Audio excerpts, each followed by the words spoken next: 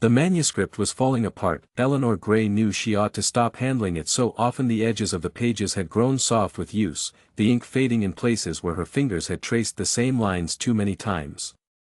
But the handwriting was her father's. And so she kept reading. She sat at the small writing table in the attic room, her back to the window where December pressed its gray face against the glass. The candle had burned down to a stub. She hadn't noticed until the flame guttered, and Shed had to rummage through the drawer for another. Her fingers clumsy with cold. The attic was the warmest room she had access to, which was to say it was not warm at all. The manuscript was in French. Mostly. Her father had written his diplomatic correspondence in whatever language suited the moment, a habit Shed inherited without thinking. French for formal positions, German for precision. Italian for when he was thinking out loud and didn't want anyone who might be reading over his shoulder to follow his reasoning. Shed learned to read all three before she was 12. By 14, Shed learned to think in them. The fundamental error made at Pressburg, he had written in the margin. In his compressed Italian hand. Was not one of intelligence but of attention. We knew the terms. We failed to listen to what the terms were not saying. Eleanor read the line again.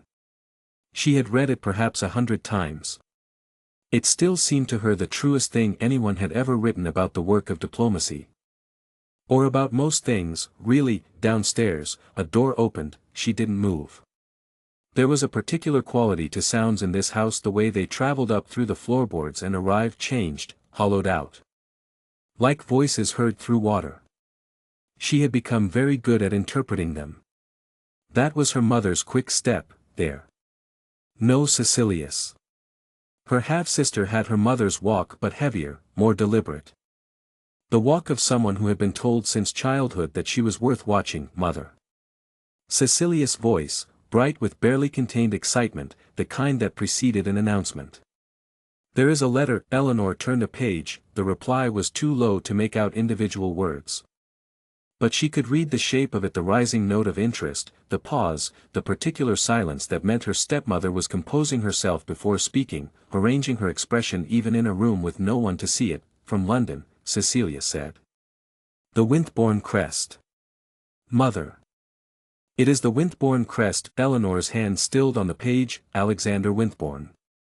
The Duke of Winthbourne. Foreign Secretary to the Crown. Recently returned from 2 years of diplomatic groundwork on the continent. She knew the name not from society pages, she never read them, but from her father's correspondence. He had mentioned Winthbourne twice, in notes written to a colleague in Vienna. A sharp mind. He had written. Impatient with ceremony. Asks the questions that other men are too comfortable to ask. High praise, from her father. The highest. Really, she waited. Seeking a wife. Cecilia's voice cut through the floorboard at a higher pitch. The eldest daughter of the late Ambassador Gray. A long pause. Both daughters. Her stepmother's voice, arriving now with full clarity. Carrying the particular weight of a decision being made. He says both daughters, but he means me. Not a question. Of course he means you. Her stepmother's tone smoothed itself out, became the voice she used for settled matters. You are the jewel of this family. Cecilia. That is simply the nature of things. Eleanor is a pause. A small, dismissive sound. The kind that carried more information than most sentences. Eleanor is better suited to other arrangements. Eleanor looked down at the manuscript. Her father's handwriting. We failed to listen to what the terms were not saying. She picked up her pen. She had been annotating the margins for 3W. Eeks, adding her own observations in a smaller hand, the way she had watched her father do all her life. It was not useful work. There was no one who would ever read her annotations, and there was certainly no one who would ask for them. She wrote, in Italian, at the bottom of the page. What is not said is also a form of argument. Then she set the pen down, pulled her shawl tighter around her shoulders. The wool was thin, gone soft at the elbows, mended twice at the left sleeve, and looked out the window at the pale English fields, her father had told her once. When she was 9 years old and they were standing on a hillside outside Naples watching the city arrange itself against the water, that language was a house you could always return to. You carry it with you, he had said. No one can take a house that you carry inside yourself, she had laughed at the image. A small girl carrying a house inside her chest, walking through the world, what if no one else can see it? Shed asked. What if you carry the house and you walk through the world and no one can tell that you have it? Her father had looked at her for a moment, the way he sometimes did, as though she had said something that needed to be examined from several angles before answering. Then he had said finally, you wait for someone with eyes enough to look. The fields outside were gray and still. Frost on the fence posts. A crow sitting on the far gate with the patient quality of something that had learned to wait. She pressed her fingertip to the margin of the manuscript gently. Carefully, the way you touch something you are afraid of wearing away, and read her father's line one more time that we failed to listen to what the terms were not saying. Below the house, she heard Cecilia laugh, a bright, practiced sound, pretty as a coin, and her stepmother's answering murmur. Low and satisfied, Eleanor did not go downstairs. Alexander's perspective. The carriage turned through the gates of Ashfield House at 2:30. And Alexander Winthorne had already decided he would not stay long, that he had constructed a reason for the visit that was plausible without being interesting, a collection of Napoleonic-era diplomatic papers that the late Ambassador Grey had promised to the archives, which his estate had apparently never transferred. It was the kind of errand that could be explained in 2 sentences and forgotten in 5 minutes. He had sent a card ahead under the name Wallace, attached to a note on plain paper with no crest, that he was not proud of the method. He was, however, pragmatic about it. The house was a good size but badly maintained. He noticed this the way he noticed everything, automatically. Cataloguing. The gravel was uneven. The ivy on the east wall had been allowed to grow too far across 2 of the upper windows. The stone of the front steps was sound but unwashed, and the brass knocker had been polished so recently that the surrounding door paint had been rubbed thin. A clear sign that someone had been told company was coming and had done what they could with what they had done. A housekeeper met him at the door. Behind her, in the hall, he caught a brief impression of flowers arranged in a vase, fresh, expensive, incongruous against the faded wallpaper. More preparation. The family had been informed that a scholar of classical texts wished to examine the late ambassador's papers. They had prepared accordingly. Mr. Wallace. The housekeeper led him through to a sitting room. Mrs. Harwick and Miss Cecilia Grey will receive you directly. Might I bring you tea while you wait? No. Thank you. He paused. The ambassador's papers, are they still housed in his study, in the attic? Sir.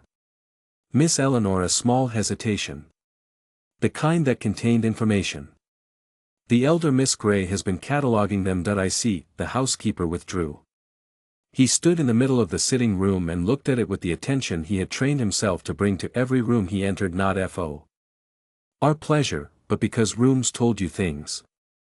The furniture was good, original to the house, not recently purchased. The curtains were faded at the edges. There was a small portrait above the mantelpiece of a man in diplomatic dress, late 40s. With the look of someone who found most conversations slightly too slow for his taste. The late Ambassador Grey. He had a daughter's eyes, which was to say that he had eyes that saw more than they disclosed. Voices in the hall. Simply keep to French, darling. And smile when there is a pause. Men of his position find it reassuring when a woman does not argue. What if he asks about the Congress? Then you say you find it all terribly complex and look to him to explain. Men like that. Alexander moved to the window and stood with his back to the door, looking out at the garden. The garden was better kept than the rest of the property. Someone cared about it. The borders had been cut back properly for winter, the paths were clear, and there was a small bench near the far wall where a book had been left, face down, as if its reader had stepped away recently. He could see the spine from here too far to read the title, but the format suggested academic press. Not circulating library. Mr. Wallace. Mrs. Harwick entered with her daughter beside her. Both in new dresses. The daughter was pretty in the way that required a great deal of effort and produced a great deal of visibility, fair, animated, with the studied ease of someone who had rehearsed being looked at. How good of you to come all this way. That he made the appropriate responses. He drank the tea that arrived despite his refusal. He listened to Mrs. Harwick explain. With the thoroughness of someone who had been hoping for an opportunity to explain, that Cecilia was accomplished in French, watercolors, and pianoforte, and that she had a natural gift for society. Cecilia smiled on cue. She had a very good smile. He asked, after a suitable interval.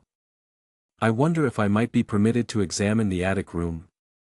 The cataloging work would help me determine which papers are most relevant to transfer. Of course. Mrs. Harwick's smile did not flicker. Though I'm afraid it's rather dusty up there. Eleanor, our elder daughter, she does spend rather a lot of time with those papers. But I don't think she's made much progress. You know how it is with girls who read too much. A small, indulgent laugh. They develop very intense feelings about things, indeed. He said that he followed the housekeeper up 2 flights of stairs. She stopped at the foot of the attic stairs and gestured upward. I'll leave you to it, sir. Mind the 4th step, it's a bit unsteady. He climbed. He heard her before he reached the top, not speaking, reciting. A low, even voice. Unhurried, with the quality of someone working through a text they knew well and were examining rather than performing. Italian. He recognized the cadence before the words resolved themselves. He stopped on the landing. She was at a writing table with her back to the door. The manuscript opened before her, a separate sheet of paper beside it covered in her own editions. She was reading aloud in Italian, and then pausing, and then continuing in German, not translating, he realized, but annotating, running 2 commentaries in 2 different languages simultaneously. The way a musician might work a piece through 2 different keys to understand its structure. He did not move, she was saying. The error here is not the interpretation of the clause but the assumption that both parties share a definition of Beistehen. They don't. The Austrians are using it to mean proximity. The Prussians are using it to mean obligation.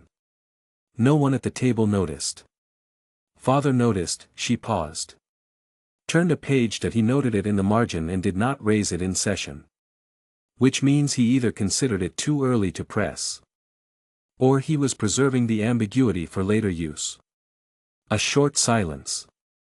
Then, thoughtfully, I would have raised it. Alexander stood very still. He had been foreign secretary for 14 months. In that time, he had sat across the table from some of the most carefully trained diplomatic minds in Europe. He had heard the Beistehen question debated in 3 separate preparatory sessions for the Vienna Congress, and in each of them, the discussion had taken at least an hour to arrive at the distinction she had just drawn in approximately 30 seconds. She turned another page. He heard her make a small sound of disagreement, not irritation, but the sound of a mind encountering something it wanted to argue with. This was not a failure of intelligence. She read from the manuscript. Then she set down the page and looked at the wall for a moment. No. It was a failure of patience. Intelligence is not rare. Patience, the kind that can hold 2 contradictory interpretations in the same hand without resolving them prematurely, that is rare. She was not reading from the manuscript now. She was thinking out loud. He took out the small notebook he kept in his breast pocket. He had carried it since Vienna, filling it with the kind of observations that were not suitable for official record. He found a blank page. He wrote. She is right about the distinction between Beistehen and Unterstützen. Raised it this week with the Prussian delegation. Took 45 minutes and 3 men to reach her conclusion. He paused. Then he wrote underneath, the question is whether she knows what she has, below him, in the sitting room. He could hear the faint sound of Cecilia Gray practicing a French phrase. Je suis très honoré de faire votre connaissance. A pause. Je suis très honoré. She had the accent almost right. Almost. He stood at the top of the attic stairs for what might have been 20 minutes, possibly 30. Until Eleanor Gray turned to the last annotated page and said, quietly, to herself and to no one, in Italian. L'amour che move il soli l'altre stelle, the love that moves the sun and the other stars, Dante. The final line of the Commedia. She said it the way people say things they have carried for a long time, not for effect, but because the weight of it was simply there, present. Requiring no performance, that he descended the stairs quietly and returned to the sitting room, that he declined a second cup of tea, that he stayed another 20 minutes, long enough to appear thorough. And then he made his farewells and walked back to his carriage and told his driver to return to London, that he opened his notebook again as the carriage turned out of the gates, beneath what he had written. He added a single line, "She doesn't know anyone is listening." Then he closed the notebook and looked out the window at the grey English fields, and thought, for the first time in a considerable while, about what it might mean to make a decision that had nothing to do with utility. The formal visit was scheduled for a Thursday. Mrs. Harwick had rearranged the sitting room twice. Eleanor knew this because she had passed the door both times and seen her stepmother standing in the middle of the CA. Repet with the expression of a general surveying a battlefield, assessing sight lines, considering the fall of light, moving a chair 3 inches to the left and then 3 inches back. Cecilia had a new dress. It had arrived from the dressmaker in Bath 2 days prior, wrapped in tissue. Pale blue with white trim, the kind of dress that was designed to suggest both innocence and availability without committing firmly to either. She had tried it on 4 times. Eleanor wore the grey wool she always wore, she had been told, not unkindly but with finality, that her presence would not be required. Mrs. Harwick had phrased it as consideration. "You needn't trouble yourself, Eleanor. I know how you dislike these social occasions in the way that people phrase removals as gifts." Eleanor had said nothing. She had gone to the kitchen instead and spoken with the cook about the menu, because the cook was the only person in the house who consulted her about anything. And she found it comforting to be asked up by 2 o'clock. She was in the library. Not the good library was being used, but the small back room with the cases of overflow books that no one had properly organized since her father's death. She was doing what she always did when she wanted to think without thinking. Pulling books from shelves at random, reading a paragraph, returning them. She heard the carriage at 1:15, she did not go to the window, she heard the door. The sounds of entry, boots on stone, the murmur of the housekeeper. Mrs. Harwick's carefully modulated voice rising to its company register. Warm and slightly elevated. Cecilia's lighter footstep. The sitting room door closing. Eleanor found a copy of Montesquieu that had been shelved upside down and righted at 30 minutes past, then the sitting room door opened. And she heard her stepmother's voice take on a different quality, still controlled, but with something underneath it, a tightening, like fabric pulled too suddenly. "I am afraid I don't quite the elder Miss Grey. She isn't." A man's voice. Low, even. Carrying the particular authority of someone who was accustomed to rooms going quiet when he spoke and had stopped noticing it. "Ashfield House does have an elder Miss Grey, I believe. Daughter of the late ambassador. I would like to speak with her." Eleanor stopped moving. "Miss Eleanor." Her stepmother's voice had narrowed to something careful, each word placed precisely. She keeps rather to herself." "Your Grace." "She's not. She hasn't been prepared." "I don't require preparation." A pause.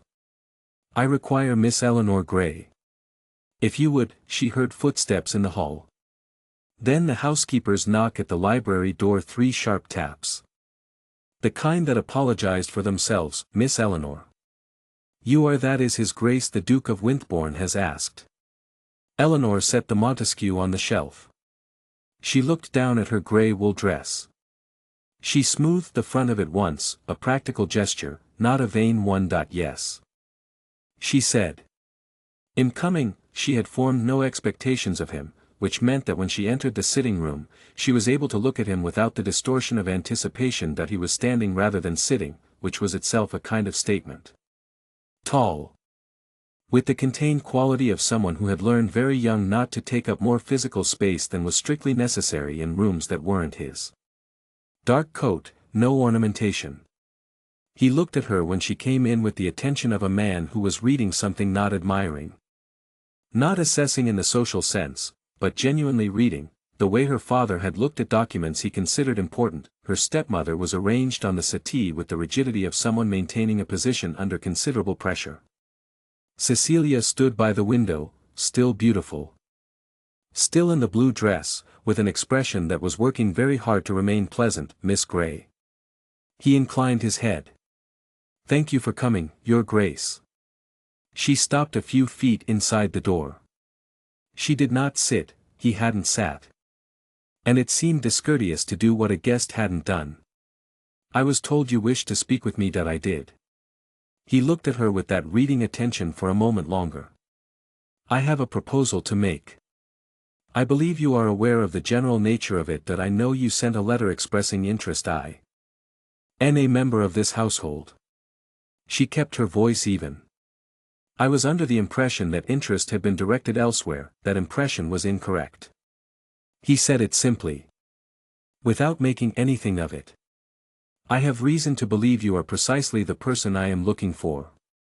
I would like to explain my reasons, if you are willing to hear them." Behind her, she heard her stepmother draw a breath, the particular breath that preceded an intervention. Before it could become words, the Duke spoke again, addressing Mrs. Harwick without turning to look at her. "I wonder if Miss Grey and I might have 5 minutes. I don't think the conversation will take longer than that." It was not a request, quite. It had the form of one, but a request could be declined, and this could not. And everyone in the room understood the difference. Mrs. Harwick stood. She said something that might have been of course. And then she moved toward the door with the precise carriage of a woman retreating without appearing to retreat. Cecilia followed. The door closed. Eleanor looked at him. "5 minutes," she said. Then he clasped his hands behind his back. A stance she associated with her father when he was about to say something he had considered carefully. "I am going to Vienna in March. The Congress will run through the spring. Possibly longer. I have need of a wife who can serve as a genuine diplomatic partner. Not a hostess. Not a social ornament." A brief pause. "Someone who understands the work, that is a practical argument, yes, for a practical arrangement, yes." He looked at her steadily. "I am not going to ache romantic speeches at you, Miss Grey. I don't think that is what you want, and I am not certain I am capable of them. What I can tell you is that I have given this decision more consideration than I have given almost any other. And that my reasons for arriving here and asking specifically for you are not arbitrary." Eleanor looked back at him. She thought about her father's note. A sharp mind asks the questions that other men are too comfortable to ask. "What are your reasons?" she said. Something shifted in his expression. Almost nothing, a small change in the quality of his attention. Like a door that was not quite closed moving fractionally on its hinges. "I think you know your father's work." "That I know it very well." "That I think you know more than that." He held her gaze. "I think you know things that would be useful. And I think you are accustomed to no one asking." "I am asking." The room was very quiet. Through the window she could see the frost-hardened garden, and beyond it the grey fields. And somewhere upstairs was the attic room with her father's manuscript on the table and the candle stub in the holder and the Montesquieu shelved correctly now. The small good order that no one else saw. She thought about what it would mean to stay. She thought about what it would mean to go. Then she thought, "I would have raised it." "That I have a condition," she said. That he waited. "That I am not an ornament," she said. "If I come with you to Vienna, I come to work. Not to smile while you work. If there are papers that need reading, I read them. If there are conversations happening in languages your other advisors don't have, I tell you what they are saying. That is the arrangement I am able to make." A silence. She held it without flinching. "Yes," he said. "That is the arrangement I am proposing." She looked at him for another moment. That reading look, her own version of it. The one she'd learned watching her father across tables from men who thought they were the only ones taking notes. Then she said, "Then I accept, Your Grace." Behind the sitting-room door, there was a sound. The sharp, uncontrolled intake of breath that Cecilia made when something happened that she hadn't been told to expect. A teacup, placed down too hard. A small, delicate crash of composure. Eleanor didn't look toward the door, she kept her eyes on Alexander Winthorne, who had already moved on to the practical question of when she could be ready to travel, and she thought that whatever happened next, she had at least been asked for the right reasons, even if she was the only one in this room who knew what they were. The Winthorne house in Mayfair was larger than she'd expected and quieter than she'd expected, which was its own kind of unsettling. Eleanor arrived on a Tuesday afternoon in January, with 2 trunks and a hat box that contained no hats. She'd used it for the overflow of her father's manuscripts, the ones she hadn't wanted to leave in the attic. The footman who carried it looked puzzled by the weight. She didn't explain. She had expected grandeur of the deliberate kind, rooms arranged for impression. The furniture of a man who wanted you to understand his position the moment you crossed his threshold. What she found instead was a house that had been organized for work. The entrance hall had a table along one wall stacked with papers and dispatches, 3 of them still sealed, which meant the household was accustomed to correspondence arriving at all hours. The paintings in the corridor were good but unshowy, landscapes mostly, with one portrait of a woman in a pale dress who shared his brow line and his quality of looking at something more carefully than it expected to be looked at. His mother, perhaps. She had that look. The housekeeper, Mrs. Aldrich, was a woman of approximately 60 who conducted Eleanor's tour of the house with the efficiency of a general officer briefing a new adjutant. The kitchen, the morning room, the library. Here she paused. His Grace tends to use the library in the evenings. He has asked that you be given access at all hours, including those. Thank you, Eleanor said. Your rooms are on the 2nd floor. East wing. A brief pause. His Grace's rooms are in the West wing. He asked me to mention that I understand. Mrs. Aldridge looked at her for a moment with the appraising quality of a woman who has worked for many people and formed opinions about all of them. Whatever she saw appeared to be acceptable. Dinner is at 7, she said, and left. Eleanor stood alone in the corridor outside her rooms. She went in, crossed to the window, and looked out at the Mayfair street below, the iron railings, the bare trees, the grey-coat figures moving with purpose through the cold. London. She had been here twice before, both times with her father. Both times briefly. She had not disliked it, but it had not felt like a place that was hers. She turned to the bookshelf that ran along the inner wall of her sitting room. Because there is no quicker way to understand a house than to look at what it keeps and what it lends. The shelf held a mixed collection novels, which surprised her, a volume of Plutarch, 3 books in German, which did not surprise her, and a slim, paper-covered copy of Talleyrand's memoirs that appeared to have been read multiple times. The spine creased in several places. She pulled out one of the German volumes. A Diplomatic History of the Holy Roman Empire, published in Vienna.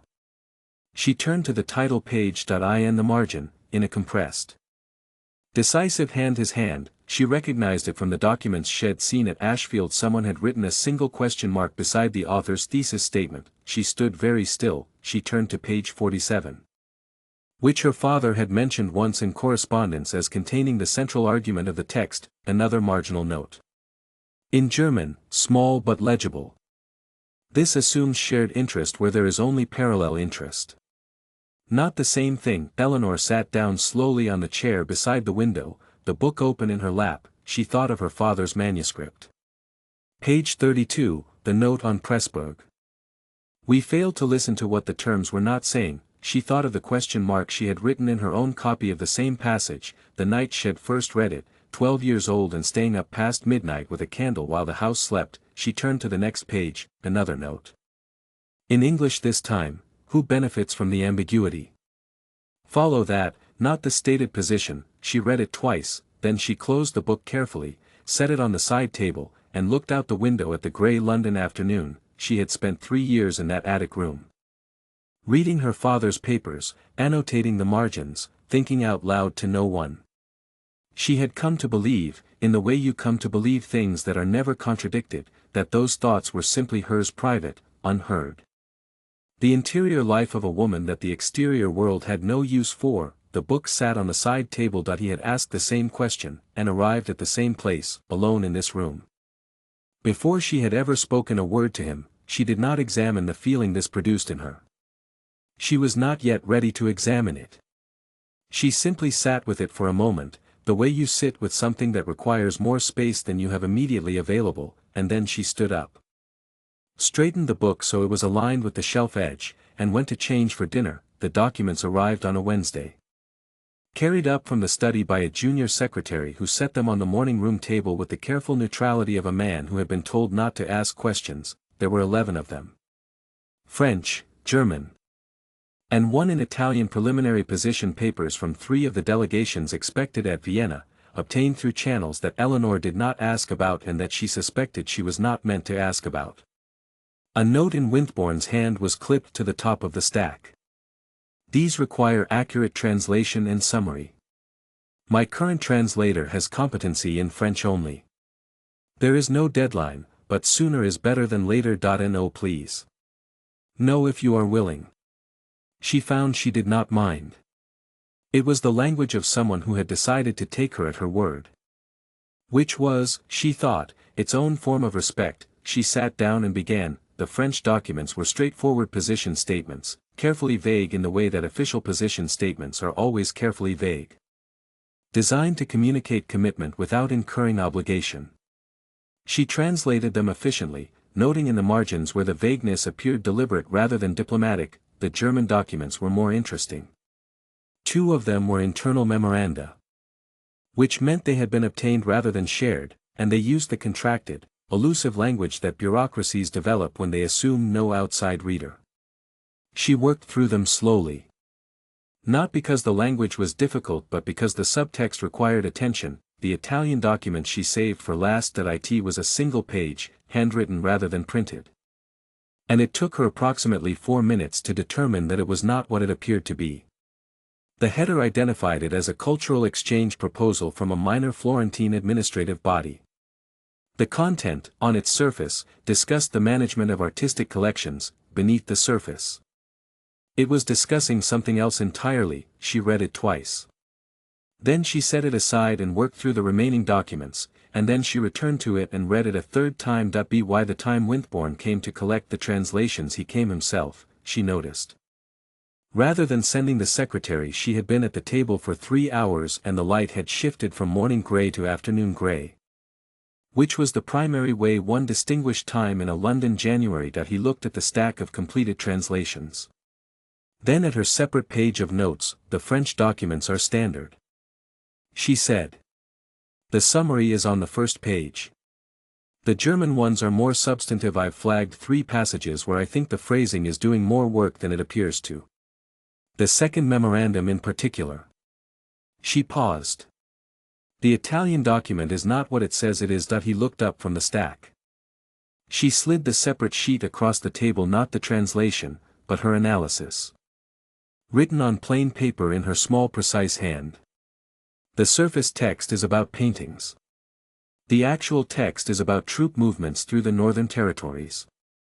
It uses art terminology as a substitution cipher, not a sophisticated one.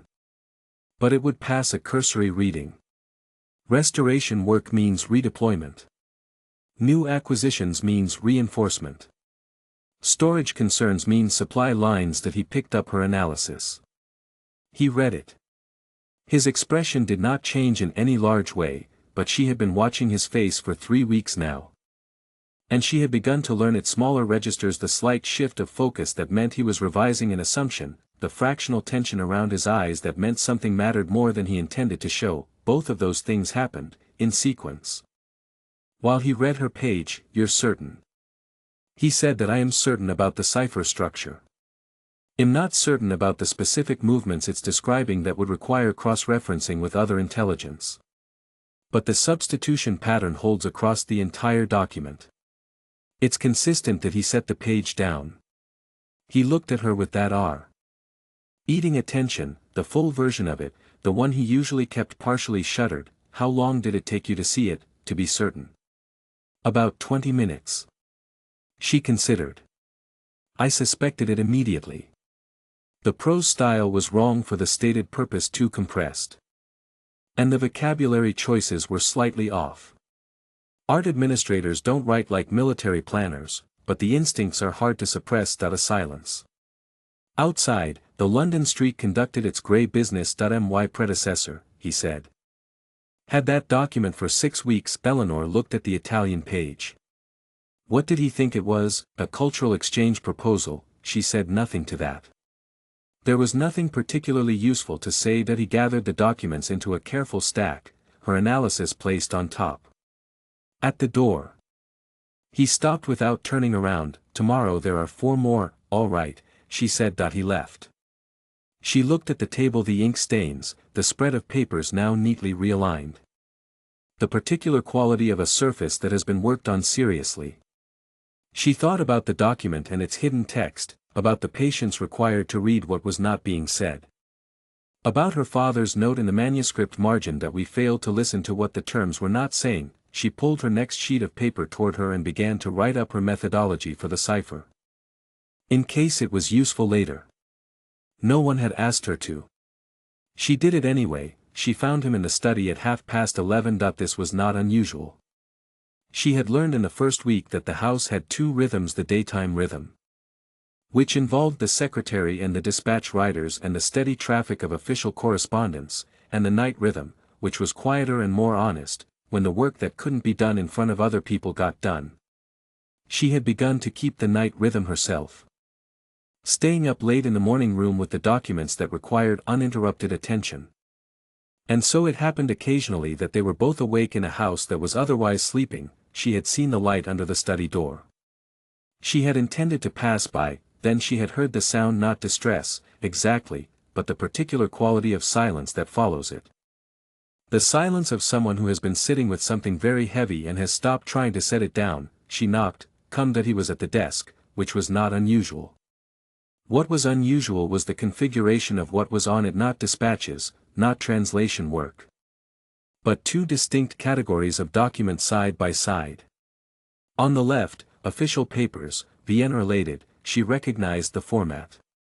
On the right, a different kind of paper entirely. Column figures. Property accountings. The letterhead of a London solicitor's firm. He did not move the papers when she came in. She registered that I apologize for the hour. She said, you don't need to apologize for hours in your own house. He said it without looking up, and then, a moment later, looked up. Is something wrong? No. I saw the light. She stayed near the door. I'll leave you. Eleanor. It was the first time he had used her given name without the Mississippi. It arrived differently than she expected, not as a liberty, but as a weight. The weight of something he was about to put down and needed a witness for. Sit down, he said. Please. She sat in the chair across the desk. She looked at the papers on the right side, the solicitor's figures, and did not ask. Because she had learned that he would arrive at things in his own time and that pushing only made the arrival longer. He was quiet for a moment. A log shifted in the grate. My father, he said finally, made a significant financial investment in 1808. A private speculation. Connected to a particular trading company that was expected to benefit from the war's end. A pause. It did not benefit. The company failed in 1812. The losses were substantial. She waited. The public position of the estate is intact. The title, the properties. The appearance of things. He looked at the column figures without any particular expression. The actual financial position is not. I have approximately 2 years before the gap between those 2 realities becomes impossible to conceal. He looked at her. Vienna matters for a number of reasons. The Reedy terms I negotiate will affect British trading interests directly. If I do my work well. There are ways in which the arrangement benefits people who have reason to be grateful. It is not a clean situation. Eleanor looked at the papers. She thought about what it cost a man like this to say that last sentence. That I am telling you, he said, because you are my wife. And you have a right to understand the circumstances of your situation. And because he stopped, because, he was quiet for a moment. Outside, a carriage passed in the street below. Its lantern briefly brightening the window. because I find I am not comfortable operating in conditions of concealment with someone I am working with. He said it with the directness of a man making a confession of principle rather than feeling. It is not the way I prefer to function. Eleanor looked at him for a long moment. She thought about the attic room. She thought about 3 years of thinking out loud to no one, of doing the work for the sake of the work. Of carrying a house inside herself that no one could see. She thought about the Italian document and the 6 weeks it had sat in someone's desk unread, and about the question mark in the German history text, and about his note. Who benefits from the ambiguity? She reached across the desk and pulled the solicitor's papers toward her. He watched her do it but did not stop her. She looked at the figures. She was not an expert in estate accountings, but she had managed the Ashfield household budget since she was 17. Which meant she understood the grammar of financial documents where the real numbers hid, what the categories that sounded technical were actually describing. The shortfall is approximately here, she said, indicating a column. Is that right? Approximately, and the Vienna trade terms. If you secure the northern route access, the benefit to the wool merchant specifically would be substantial. Enough. She set the paper down. She looked at the fire for a moment. Why father attended the Pressburg negotiations in 1805. She said. Not as a principal, as an observer, a junior attaché. He kept notes. 70 pages of notes on how the Austrian delegation structured their concessions, which issues they offered first and which they held back. Which representatives could be approached informally and which only responded to formal channels. She paused. I have those notes. I have been annotating them for 3 years. The study was very quiet. There are also, she continued, his observations from the 1809 preliminary meetings. The same delegations will be represented in Vienna. Different individuals, perhaps, but the institutional patterns hold. She looked at him.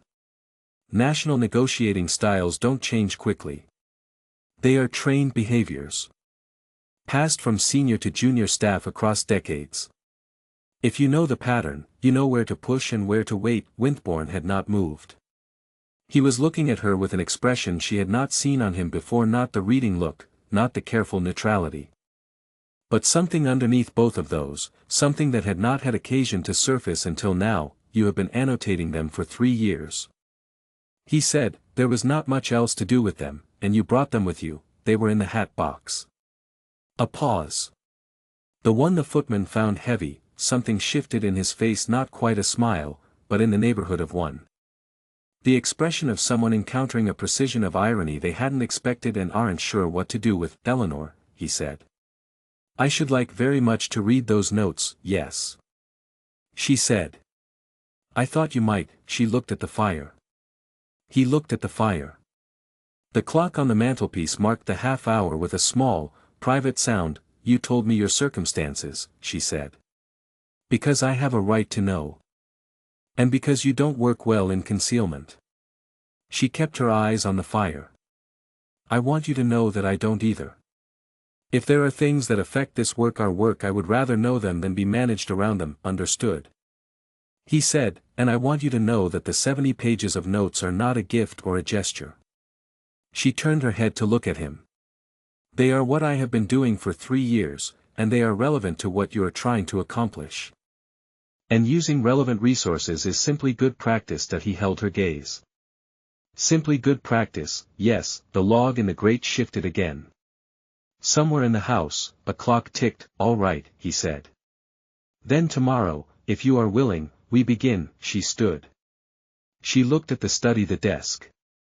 The papers, the 2 stacks that had revealed more in one conversation than most people revealed in a year. She thought, this is what it looks like when someone opens a door and leaves it open. It'll bring the hat box. She said. She went to bed. She did not sleep for quite some time. The Castlereagh dinner was on a Thursday in February, and Eleanor wore the grey wool. This was not a statement. It was simply the best dress she owned, which was a different thing. Though she understood that most people would not read it that way. Winthorne had said nothing when she came downstairs, which she had taken as acceptance rather than approval. She was learning to distinguish between those 2 things in him. The dinner was at a house in St. James, 40 guests. The kind of gathering that presented itself as social and functioned as political.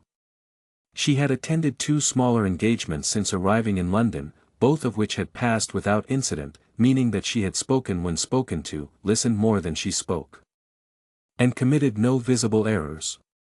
Invisibility, she had learned long ago, was a skill that could be deployed strategically. Tonight, however, was different in its scale. And different in who had been invited. She understood this by the second course. The table had been arranged with intention, foreign attaches placed beside English counterparts. The seating creating conversational pairs that were meant to produce something. She was placed between a Prussian cultural attaché and the wife of a Home Office secretary. The Prussian spoke careful English with the slightly exaggerated precision of a man who did not want to be misunderstood.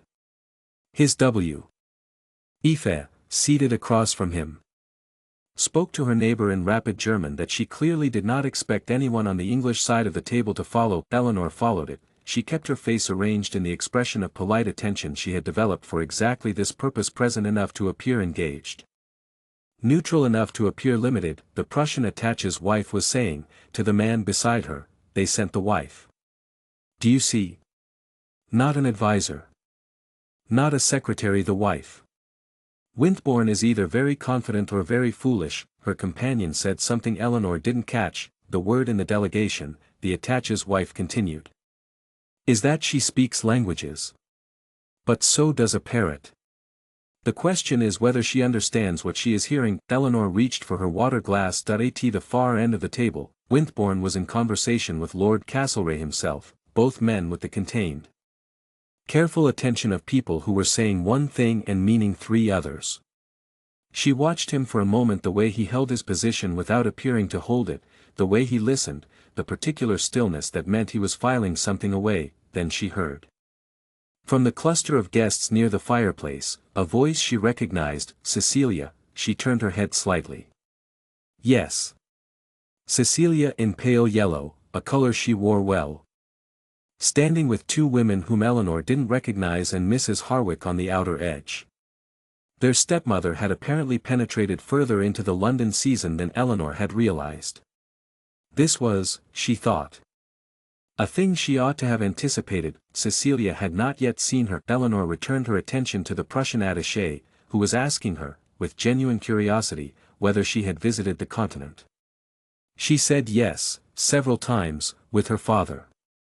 He asked where. She said Vienna, Naples, Frankfurt, and Paris before the occupation made it complicated. His eyebrows moved slightly upward. They talked about Frankfurt for a few minutes. His English relaxed by a small but perceptible degree. Across the table, his wife had stopped talking about parrots and was watching the conversation with an expression that had shifted from dismissive to attentive. By dessert, Cecilia had found her. Eleanor. The voice arrived at her shoulder, warm and slightly too sweet. The tone of someone performing affection for an audience. What a surprise. I didn't know you were coming tonight, Cecilia. Eleanor turned. How are you? Oh, very well, very well. Cecilia's eyes moved over Eleanor's dress with the speed and completeness of an assessment. You look it so you, isn't it? That grey. Very sensible. The 2 women with her smiled in the particular way that requires no genuine amusement. Your French has always been so much better than mine, Cecilia continued, with the air of someone bestowing a compliment. Though I'm sure the foreign gentlemen here are very understanding.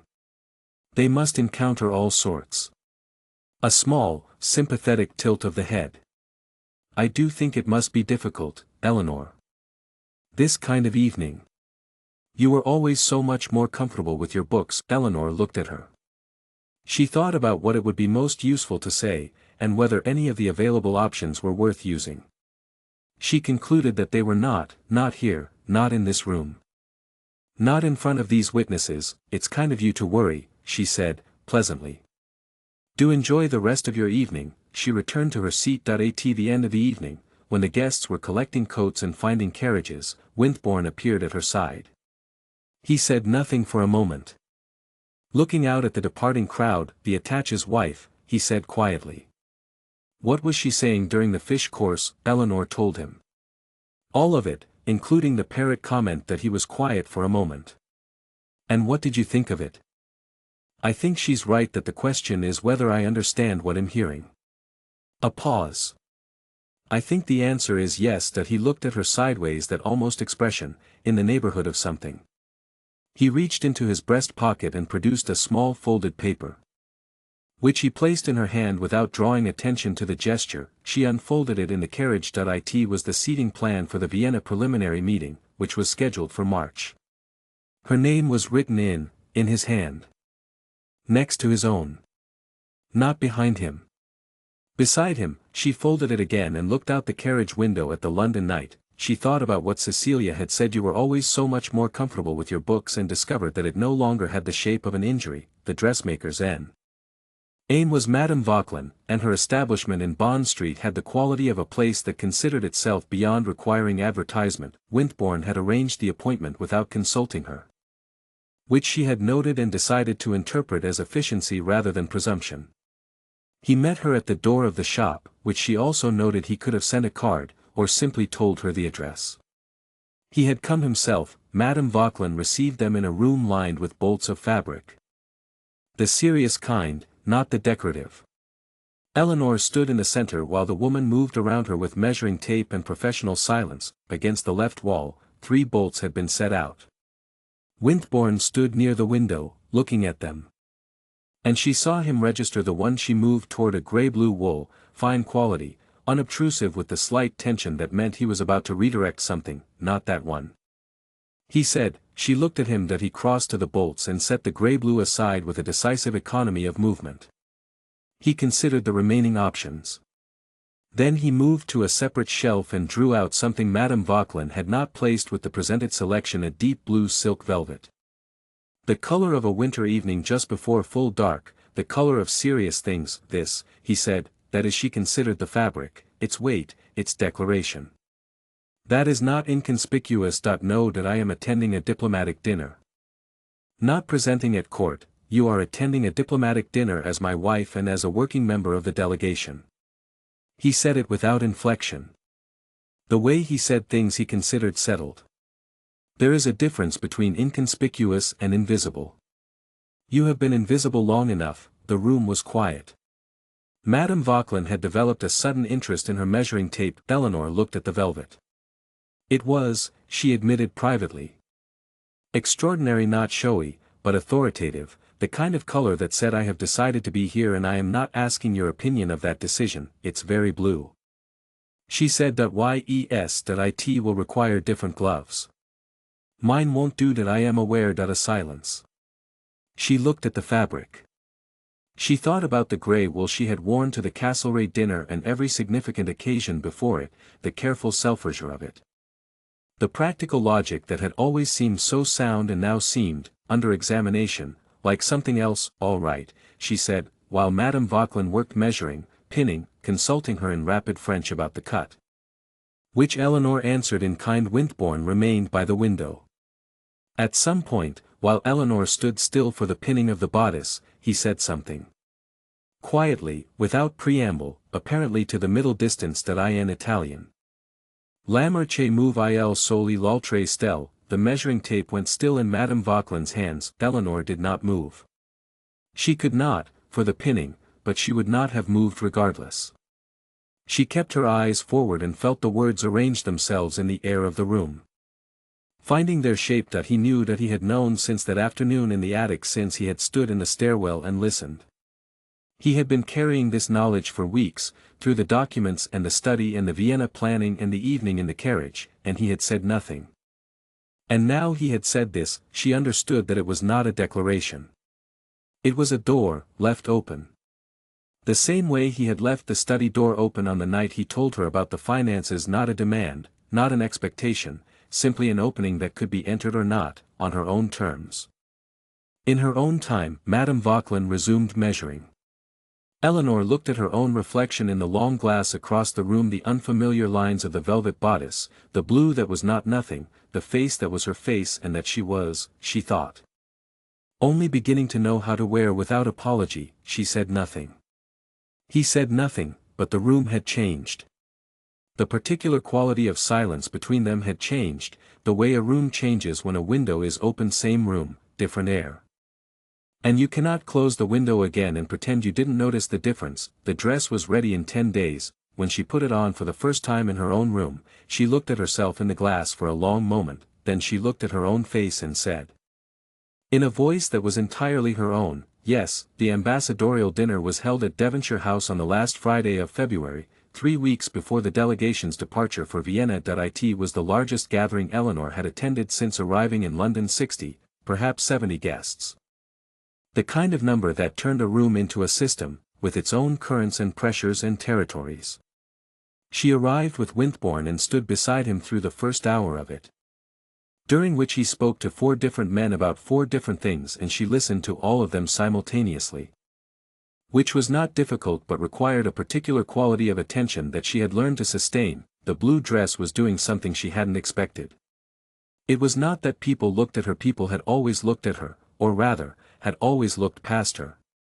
Which was a different kind of attention. This was different. The dress had the effect of a statement of fact, I am here deliberately. Several women she hadn't met spoke to her first.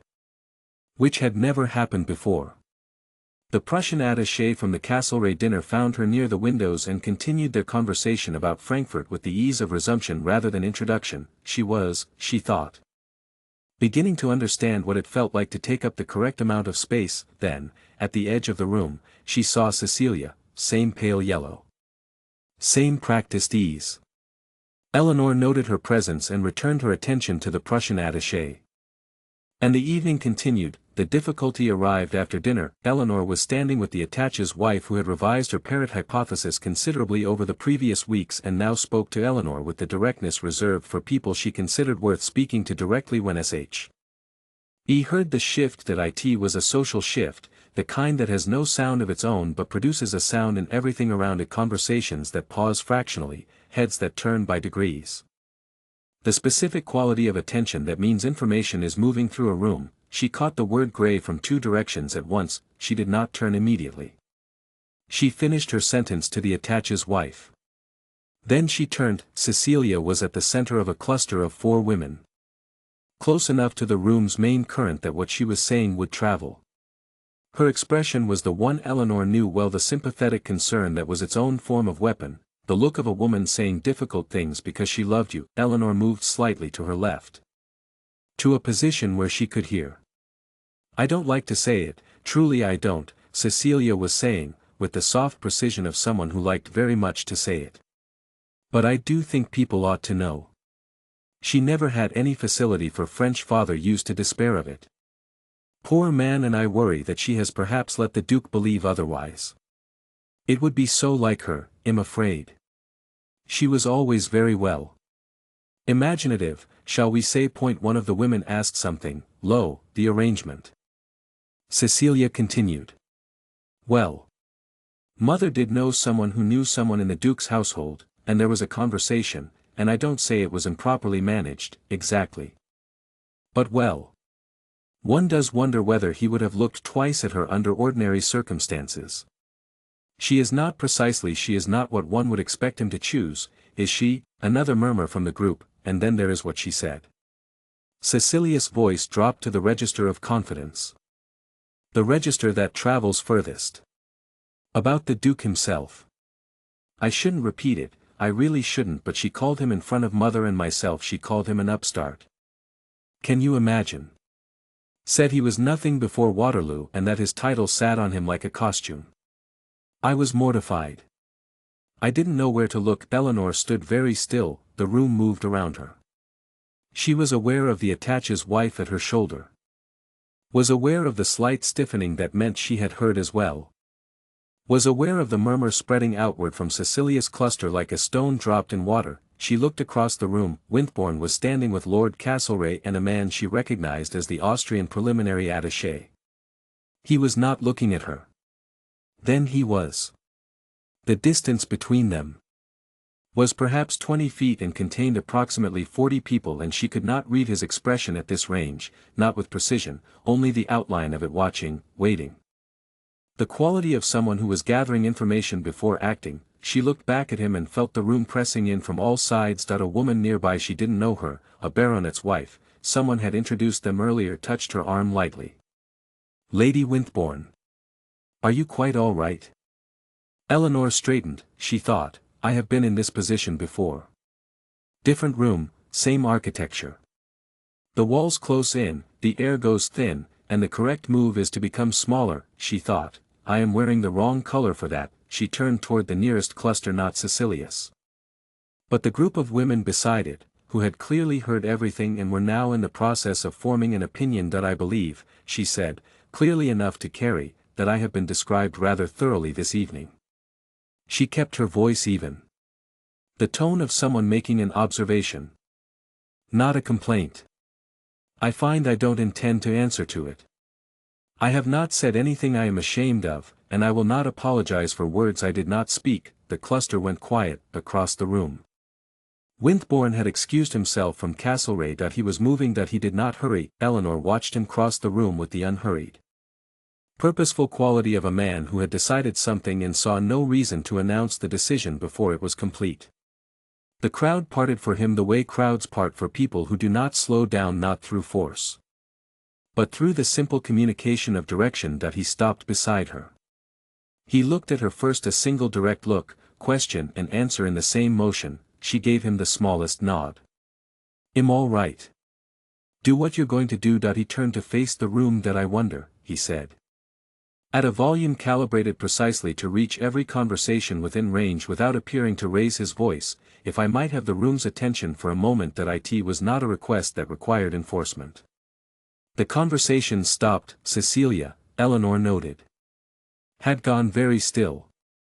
The sympathetic expression was still in place but had developed, underneath it, something that recognized danger. I've been made aware, Winthbourne said, that some questions have been raised this evening about my wife's qualifications. Her facility with languages. Specifically. He looked around the room with the calm, direct attention of a man reviewing a situation he has already assessed. I thought it might be useful to address them directly, rather than allow the evening to continue on a false basis. He reached into the breast pocket of his coat. He produced a document, folded, official looking. The kind of paper that has been handled seriously.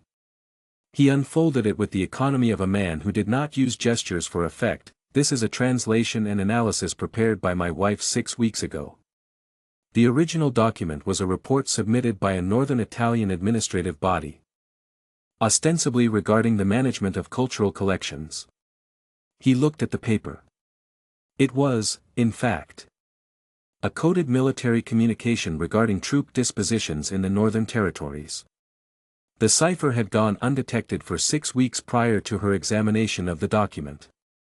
She identified it in 20 minutes. He turned slightly, finding the Prussian delegation's senior attaché, Count Richter, who had arrived late and stood near the far wall with the alert attention of a man who had walked into something he hadn't expected. Count Richter, he said, you are acquainted with the question of the distinction between Beistehen and Unterstützen in the preliminary treaty language. This has been a point of contention between the Prussian and Austrian delegations for some weeks. I believe you will recall the memorandum that was circulated last month, the one in which this distinction was finally articulated clearly enough to form the basis of a proposed resolution. Count Richter said, carefully, I recall it. My wife wrote it. He said it without emphasis, as though he were reading a fact from a ledger. The analysis on which it was based was produced at this table. A gesture, brief, toward Eleanor in the course of an afternoon, from a German bureaucratic memorandum that 3 of my senior advisors had read without finding the problem. The room was very quiet. The kind of quiet that has texture, the specific silence of people recalibrating. Count Richter looked at Eleanor. Something in his expression shifted. The way things shift when an assumption is revised.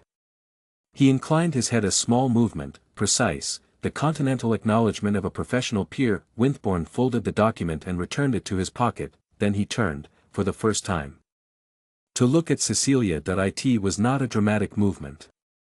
It was the movement of someone completing a sequence of actions that had been planned from the beginning. He looked at her with the same even attention he brought to everything, and the room felt the weight of that attention redirecting. Felt the quality of what was coming. That I am also told, he said, that my wife described me, in your hearing, as an upstart. As someone whose title sat on him like a costume. A pause. Measured with the precision of a man who understood that silence was a tool. I have a reliable recollection of what Lady Winthbourne has said, in my presence and otherwise. She has said no such thing. Cecilia opened her mouth. That I also have, he continued, at the same unhurried pace. A reliable recollection of a conversation that took place at Ashfield House in December.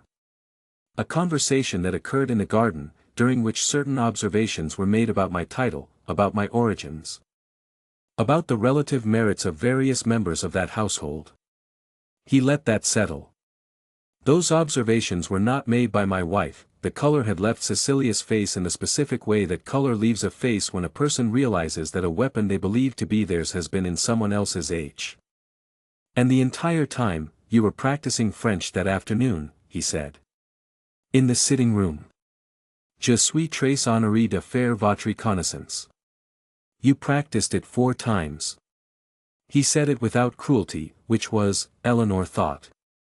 Somehow worse than cruelty would have been. He said it the way you state a thing that is simply true.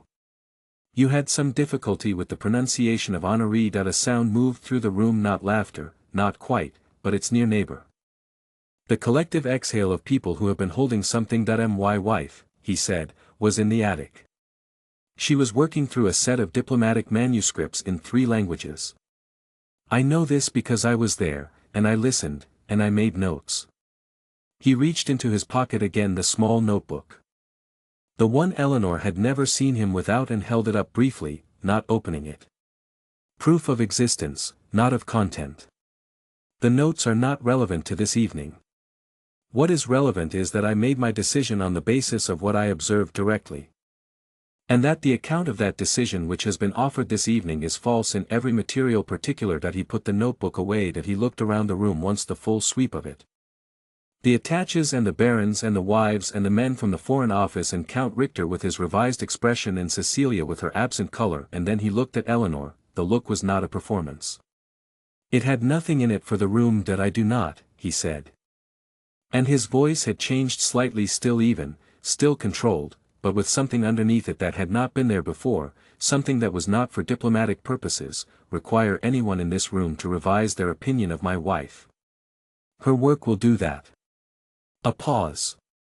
It has, in fact, already begun to do so. The room remained quiet for another moment. Then Count Richter said, to no one in particular and to everyone. The Beistahan analysis was the clearest piece of preliminary work I have seen in 18 months of Congress preparation. He looked at Eleanor with the directness of a professional compliment. No social wrapping on it. I had assumed it came from a senior advisor.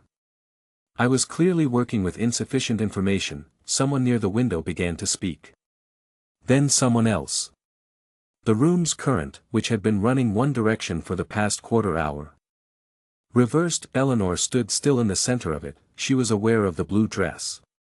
She was aware of the warmth of the room and the weight of 40 people's recalibration and the precise, surgical quality of what had just happened, the way it had moved, the evidence produced in sequence. The notebook as object, Count Richter as independent confirmation, the recitation of Je suis très honoré with its unstated but perfectly legible implication. She was aware that she had not needed to speak. She was aware that she was not sure how she felt about that.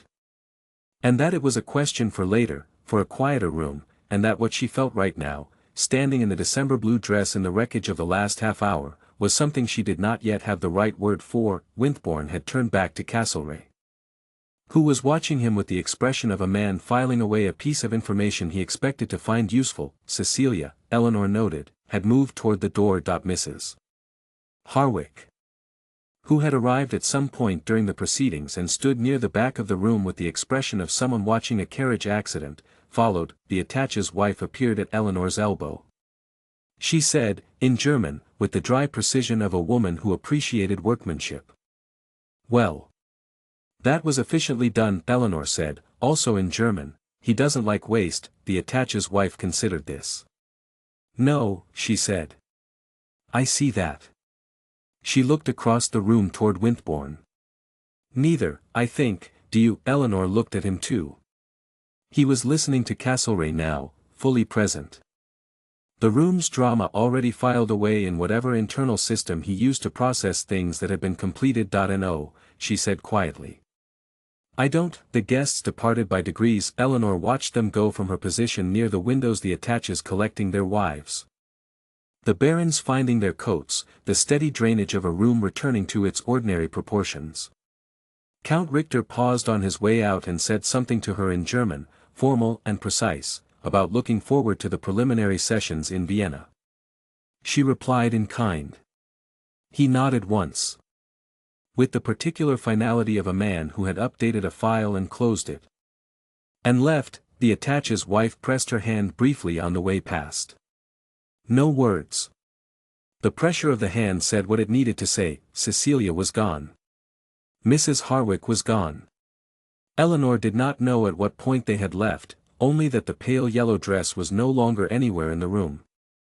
And the absence of it had a different quality than a departure usually had, the quality of something that had been resolved rather than simply ended. The room emptied. Winthorne was the last to finish a final exchange with Castlereagh near the door, low-voiced.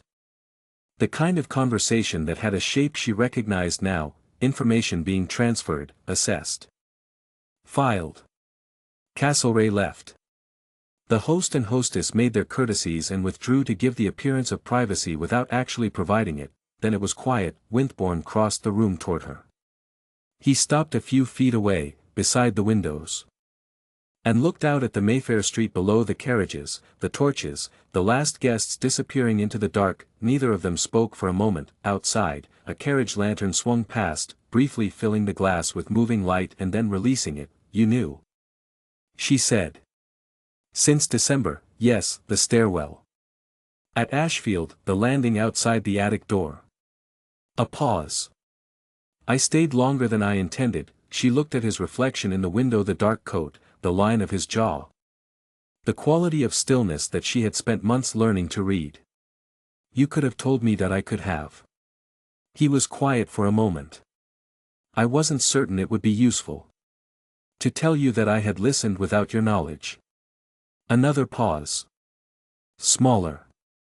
It seemed like the kind of information that could be taken several ways. It can, she said. Yes. The street below had gone quiet. The last torch was moving away, its light diminishing by degrees. She thought about December, the attic, the cold, the manuscript spread across the table. The particular quality of thinking out loud when you have done it alone long enough that you stop remembering it might be heard. She thought about all the afternoons she had spent in that room, and all the thoughts that had gone nowhere. And the feeling that had become so familiar it had stopped feeling like a feeling, the sense of speaking into a space that simply absorbed the words and returned nothing. She thought about the notebook in his breast pocket. What did you write? She said. In the notes that he reached into his pocket and took out the notebook. He held it for a moment without opening it, the same gesture as earlier in the evening, proof of existence. Then he opened it, found the page, and held it out to her. She took it, his handwriting.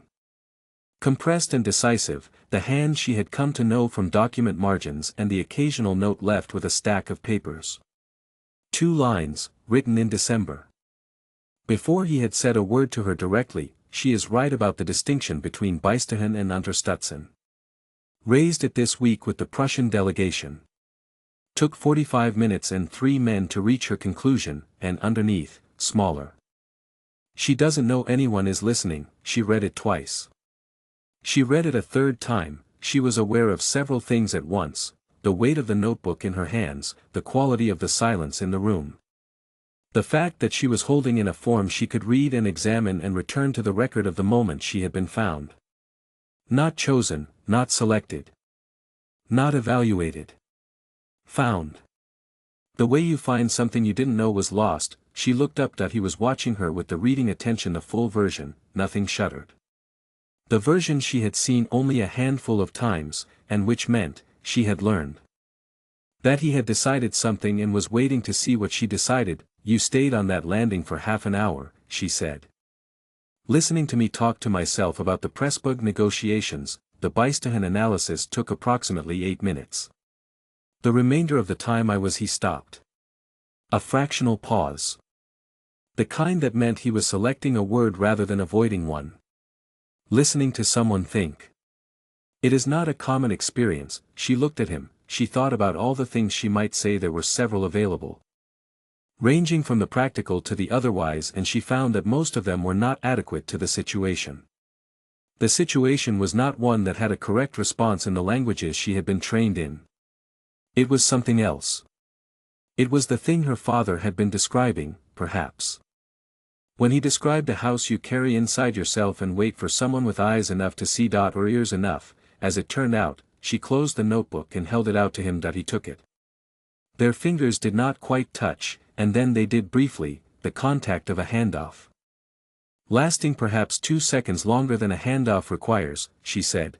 You should have told me sooner. Yes, he said. I should have. I spent 4 months thinking you had selected me on purely strategic grounds. That I did. He said. Initially. And then I stood on that landing for 30 minutes and the grounds became considerably less purely strategic. She looked at him. He looked at her. The room held its quiet around them, the candles burning low, the street outside gone still. She said, when I was 9 years old. Standing on a hillside outside Naples, my father told me that language was a house you carry inside yourself. And I asked him, what if no one can see it? What if you walk through the world carrying this house and no one knows it's there? He waited. He said. Then you wait for someone with eyes enough to look. She held his gaze. He didn't say anything about someone standing outside an attic door listening through the wall. Something happened in his expression, that near neighborhood of a smile. The thing that arrived when he encountered precision he hadn't expected. It was, she thought, one of the better things about his face.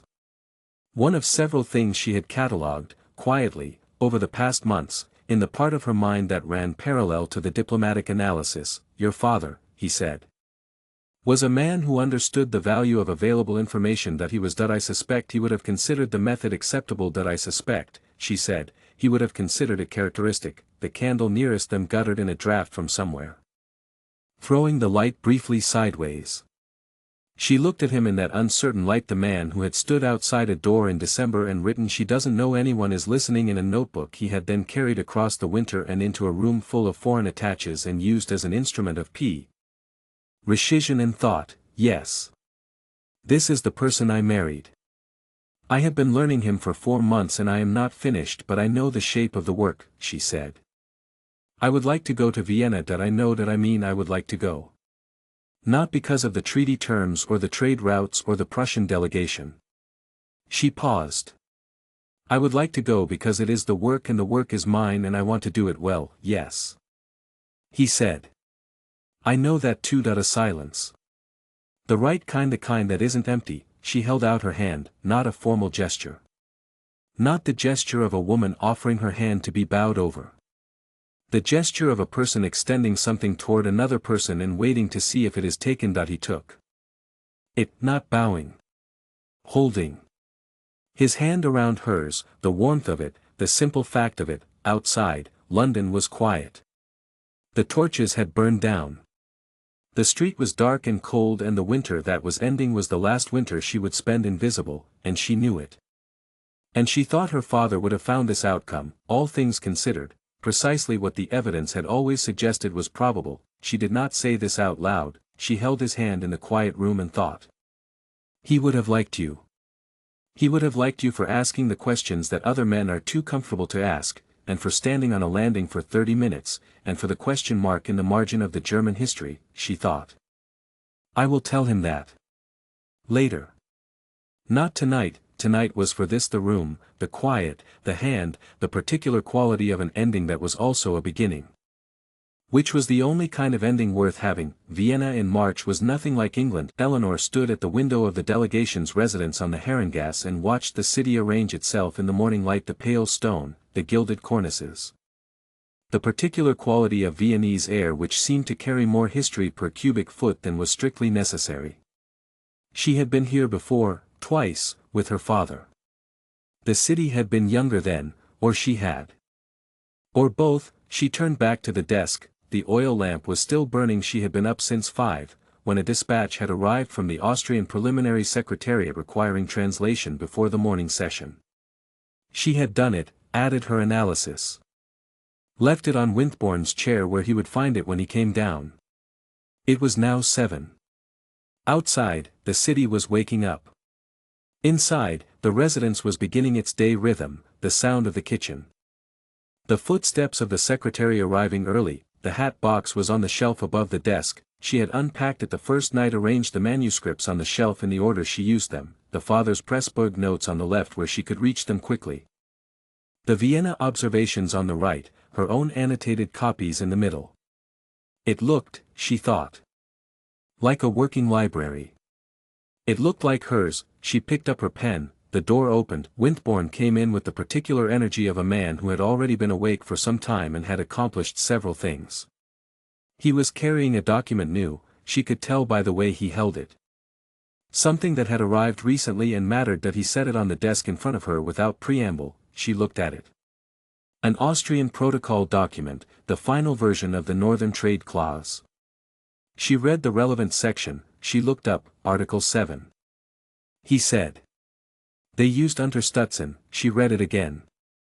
The word sat in the middle of the clause with the clean, unambiguous weight of something that had been decided correctly: support, real support. The kind that incurred obligation rather than simply implying proximity, Unterstützen. Not Beistehen, she thought about a morning room in Mayfair, a stack of German memoranda.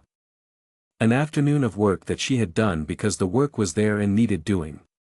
She thought about the note she had passed across the table: someone is deliberately blurring the boundary. She thought about Winthorne reading it, setting it down.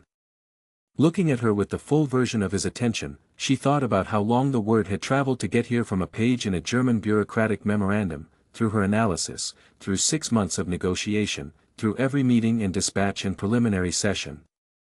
To arrive in this document, in this room, in the right form. Why father would have noticed this immediately, she said, yes. Winthorne said. And then he would have told no one for 3 sessions while he worked out how to use it, probably. She set the document down. I would have raised it immediately. I know. Something in his voice. That is one of the things I have come to rely on. She looked at him. He was standing at the edge of the desk, reading the document over her shoulder, close enough that she was aware of the warmth of him, the particular gravity of his presence which she had stopped finding disorienting and had started finding simply present. A constant. The morning session is at 9. He said. I know. He'll be ready. He did not move immediately. She was aware of him reading the document, really reading it. With the attention he brought to things that mattered, and she was aware of herself sitting at the desk in the early morning light with her father's manuscripts on the shelf and the lamp burning and the work spread out before her, and she thought. This is the shape of it. This is what it looks like from the inside, not a revelation. Not an arrival. Just the ordinary texture of a life that was hers, in a room that was hers, doing work that was hers.